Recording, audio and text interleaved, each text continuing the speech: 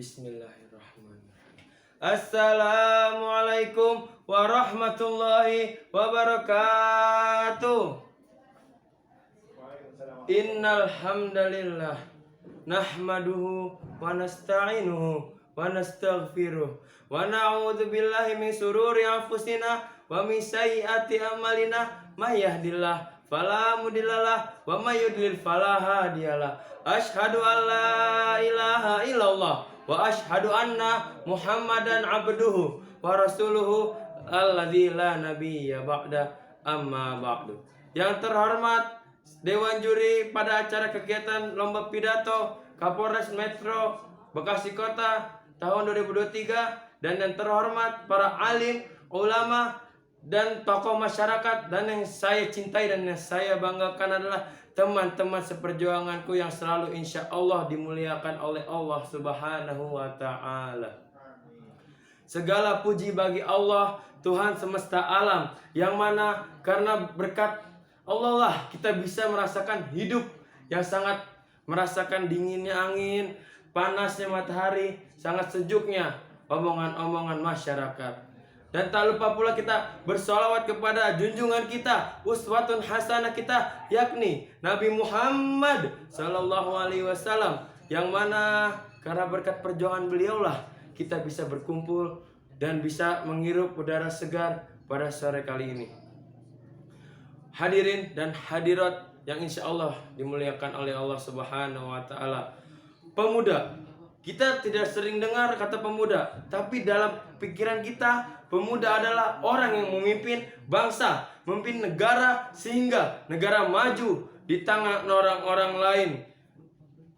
Dan tak lupa, pemuda adalah orang yang bertanggung jawab atas maju atau mundur atau rusaknya bangsa Indonesia kita tercinta.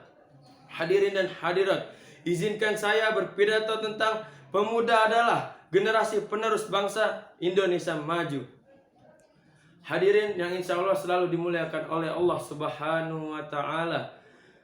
Pada suatu kesempatan, almarhum mantan presiden kita, yakni Pak Habibie, pernah berkata ada 5 kelemahan yang harus kita hindari dan yang harus kita hentikan untuk para pemuda. Yang pertama, lemah fisik.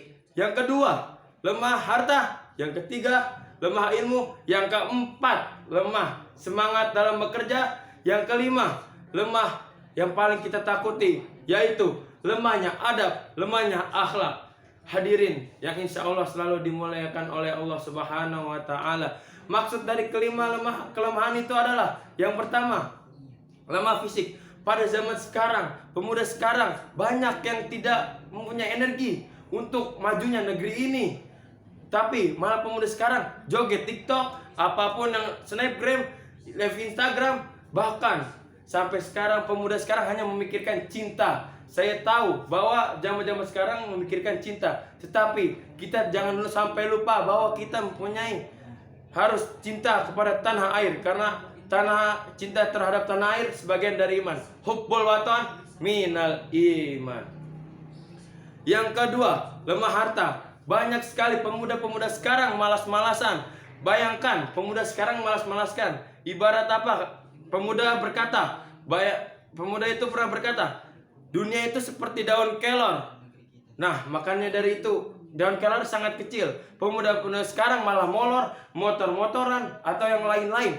Jadi malah membuat malas pemuda itu, sehingga tidak memiliki harta untuk berjihad fisabilillah atau di jalan Allah Subhanahu wa Ta'ala.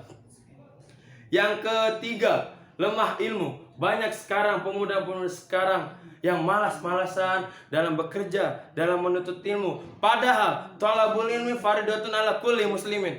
Menuntut ilmu itu wajib, apalagi setiap umat muslim. Nah, pada saat kesempatan kali ini, pemuda-pemuda ini insya Allah pada zaman ini akan membanggakan Indonesia di suatu kelak akan datang.